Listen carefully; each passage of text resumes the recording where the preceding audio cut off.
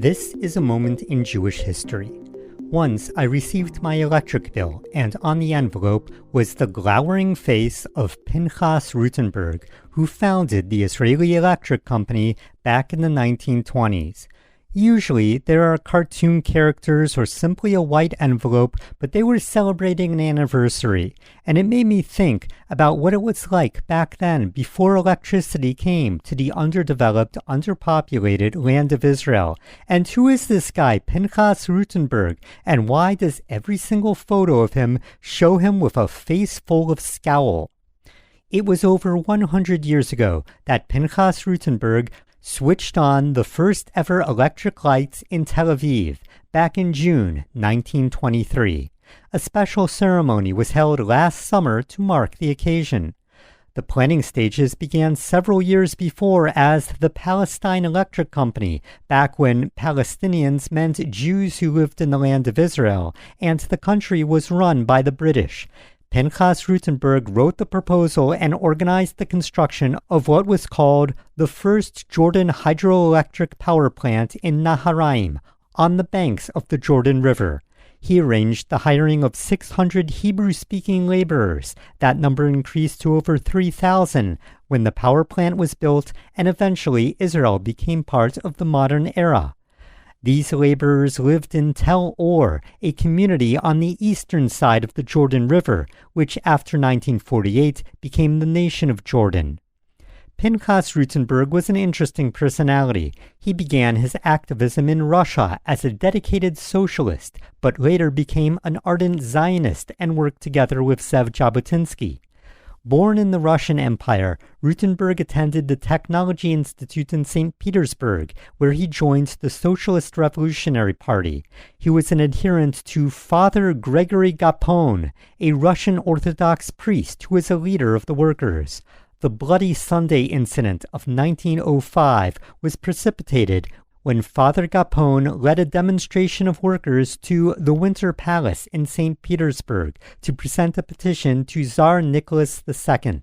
When the Imperial Guards opened fire, Rutenberg grabbed Gapon out of the way. He then helped him change from his priestly robes into ordinary clothing.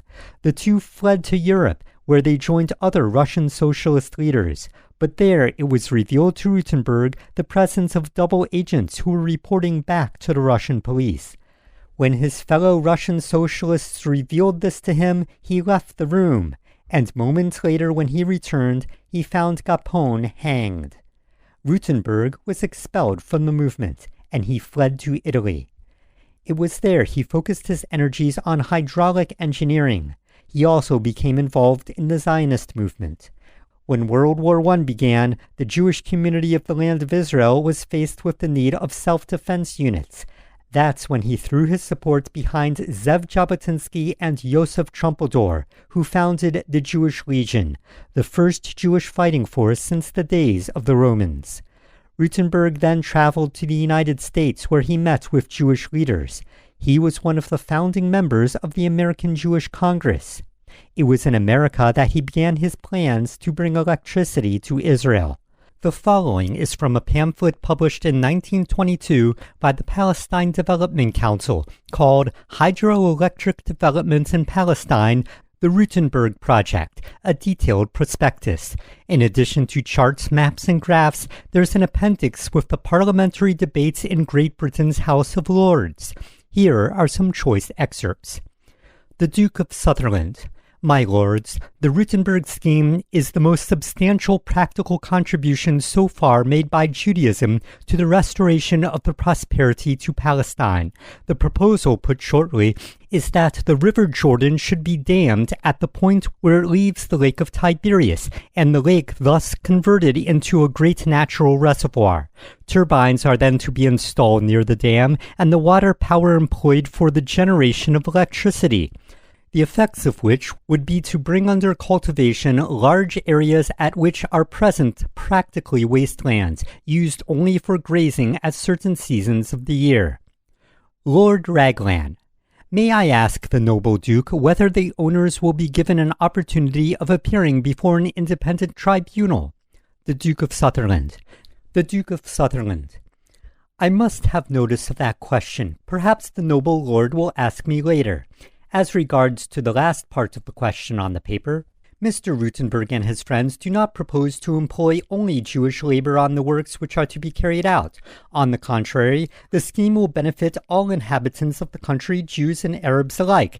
It will give employment to a large number of Arabs. Jewish and Arab laborers will work side by side on digging the canals, building the powerhouses, installing the machinery, and keeping the whole in running order, each class of labor performing the work for which it is most suited.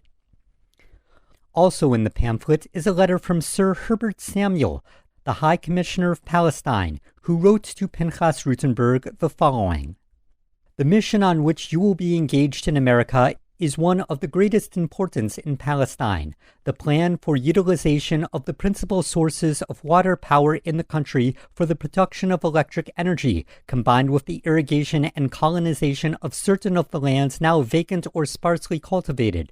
It is one of the most valuable measures that could be devised for the economic regeneration of the country. His Majesty's government, as well as the administration of Palestine, are greatly interested in the scheme and desirous of extending it to every encouragement. It will be a striking example of the advantage to be gained from the introduction of Jewish enterprise and capital and the establishment of additional colonies of Jewish settlers. I would express the very earnest hope that you may secure in America the measure of financial support that is essential to enable you to carry into execution your most valuable project." Indeed, Rutenberg did raise money from Jewish communities in America and around the world, and that leads us up to that day on June 1923, in which he threw the switch and illuminated Tel Aviv for the first time. Rutenberg also had a role in Jewish communal affairs. In 1934, he made an attempt to reconcile two old friends, Zev Jabotinsky, representing the Zionist revisionist movement, and David Ben-Gurion, representing the Zionist labor movement. The two met in London under Rutenberg's mediation and signed a short-lived agreement. What did last was Rutenberg's powerhouse in Naharayim. Well, not the actual building. When the War of Independence began in 1948, it was attacked and looted by Iraqi soldiers who had joined the Jordanian Legion in the war.